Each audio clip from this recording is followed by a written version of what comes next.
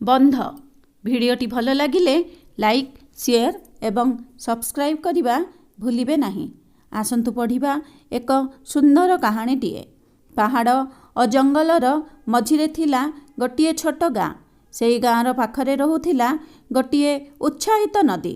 वर्षा आसिले नदी रुद्र रूप नहीं गाँ को बुड़ाई देउथिला आउ ग्रीष्म सुखी जाई चाषी को बहु कष्ट देउथिला। गाँ लोक चिंता कले जदि नदीर जल को धरी रखा जाई पारे ताहा हेले आम प्रश्नर समाधान हेब।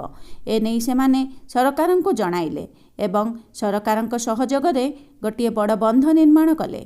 केतेक लोकंकु निज घर छाड़िबा को पड़िला किंतु सेमाने भविष्यतर भल पई एही बलिदान मध्य देले।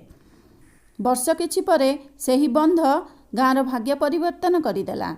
एबे वर्षारे बन्या आसिला नहीं, ग्रीष्म मध्य जल मिलिला। कृषक माने खुशी रे चाष कले।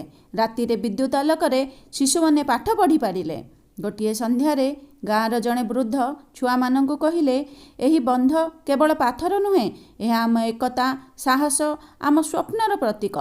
सूर्यास्तर सुनेली आलोकरे वर्तमान से बंध चमकुछि। नदी एबे शांत भावे बहुछि। मने हेउछि से मध्य गाँ लोकंक सह नुआ जीवनर गीत गाउछि। धन्यवाद।